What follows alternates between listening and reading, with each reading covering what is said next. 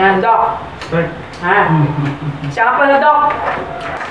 Baka mabibigla ka ha. Mabigla ka siguro. Ngayon pa lang nabibiglaan siguro. Ito si Troy. Ewan ko nga kung kami na ba o ano. Basta. Andito na yan eh. Parang masama loob. Masama pong loob. Kanina nga po pagdating dito, di ba puro naman dada siya ng dada sa'yo. Talagang nagkaharap ng chicks. Chicks ang gusto. Di ba sabi niya kailan daw kayo ano yun? Lalabas at mag-gym. Mag-gym. Opo. So, sama ako dyan pag nag-gym. Pero kailan pa? Kayo. Kasi nung nakaraang linggo, audition lang. Tapos, kaya nga po, Doc. Ang nangyari kasi, after the audition, di ba? Nag-practice sila dito. After that, hindi ko na siya pinauwi.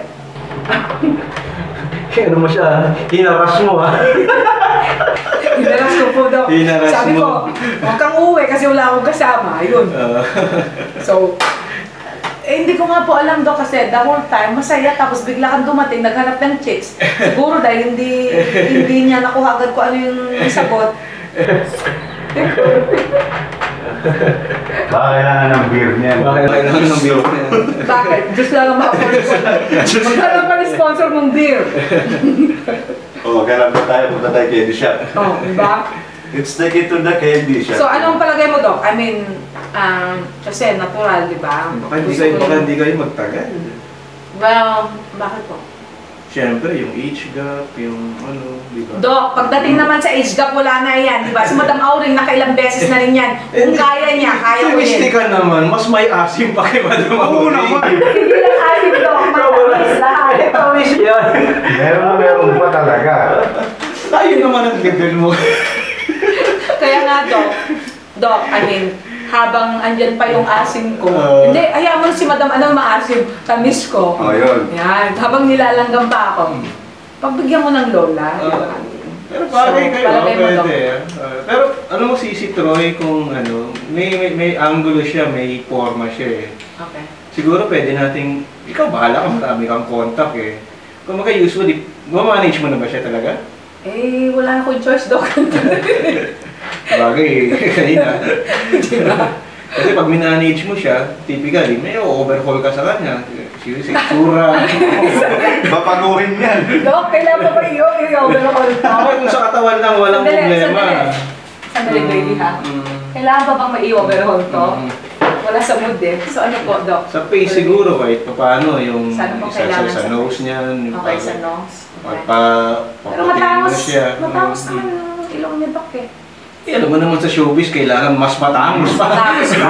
Ang ganyan. Okay. Troy Montes, parang alam, Troy Montero, di ba? Oo. Sabagay, hindi bakit? Kung si Alan Kay, okay, walang problema. Kasi pambansang ilong naman si Alan Kay. Okay, tama. Di ba? Totoo, Doc. I mean, kasi meron pa akong kakilala, Doc, si Dr. Tuch, kung kailangan man ipaagawa yung ilong niya. So, ayan. Ako, Doc. Troy, musta? Lonely ka naman. Hey, babe, ano ba? Ano wala? I mean, ganun na lang, wala. So ano pa, Doc? Kasi bala ko sanang gumawa ng pelikula sana para at least mabigyan agad ng... Magandang concept sa kanya kasi mga uso ngayon eh. Usually, experimental. May lumabas yung mistress eh. Wala pa ako nakikitang movie about the male mistress eh. Ibig sabihin parang kerido. Kerido, kabit. Oo, gano'n. Malaking kabit. Oo, ano? Uso yan sa ngayon kasi maraming babae na nangingirido at nanggagabit na hindi naman napag-uusapan sa lipunan. Kasi yung mga babae, pagtapos kunin ng yung ating katawan, iiwanan na tayo. Bahala na kaya. Pagkatapos kang tikman, iiwanan ka. Ganon? Oo. Ganun yung mga babae doon. Kaya nalipunan ngayon.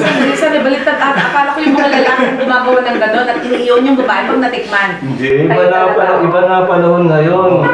So dati battered wife, ngayon battered boyfriend, battered husband. Okay. Ngayon buttered chicken. Battered chicken. Buttered chicken pa. Buttered sandwich. Butter at sandwich. Buttered sandwich.